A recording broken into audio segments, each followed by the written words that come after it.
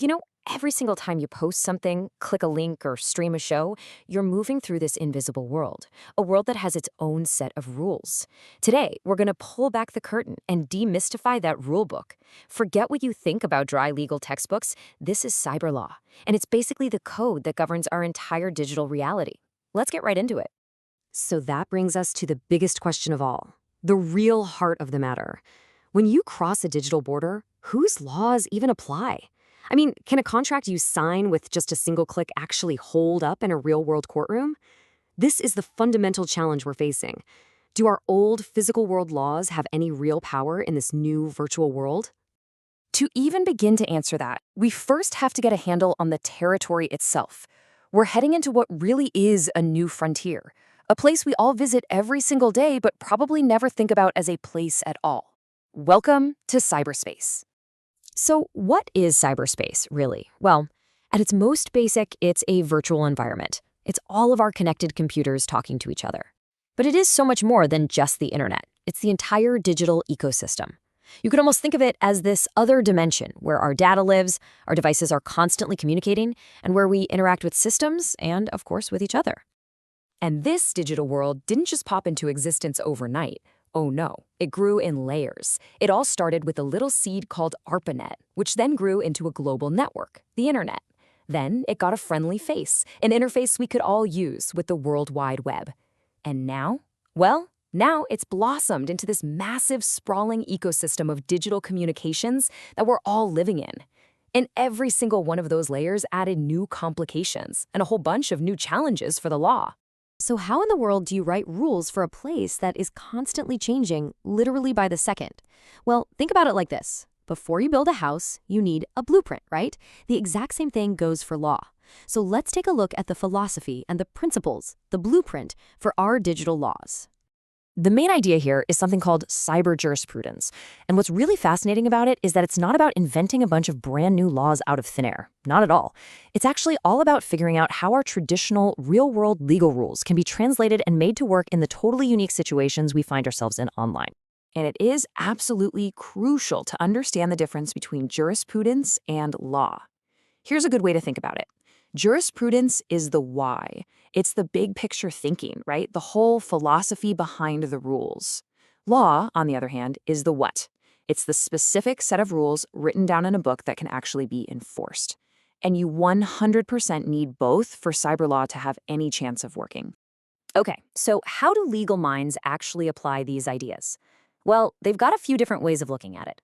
First, there's the doctrinal approach, which basically treats law like a fixed system. You take old rules and just apply them to new tech. Think about using theft laws that are hundreds of years old to prosecute someone for stealing a virtual item in a video game. Then you've got the realist approach, which says, hey, wait a minute, the law has to adapt to how technology actually works. This is why courts are now trying to answer brand new questions like who owns a piece of art that was created by an AI? And finally, there's the consensual approach. And guess what? You participate in this one all the time. Every single time you click I agree on a website's terms of service, you're literally helping to make law by agreement. But, it's not all about what's strictly enforceable in a court. There's also cyber ethics. You can think of this as the internet's moral compass. Now, these aren't legally binding rules, but these shared ideas about privacy and respecting intellectual property and just being a responsible digital citizen, they have a huge influence on the actual laws that get written. It's kind of like the conscience of the code. Okay, so we've got the blueprint. We understand the philosophy. But who's the builder? Who is actually in charge online? This question brings us to this massive, incredibly complex problem of jurisdiction and authority in a world that has no physical borders. This is what lawyers call cyber jurisdiction. Which court has the actual power to hear a case about something that happened online? And this perfectly captures the central conflict, doesn't it? Our legal systems are all based on physical territory, but the internet doesn't care about borders. So if a hacker in one country attacks a server in a completely different country, which court gets to decide the case? It gets messy.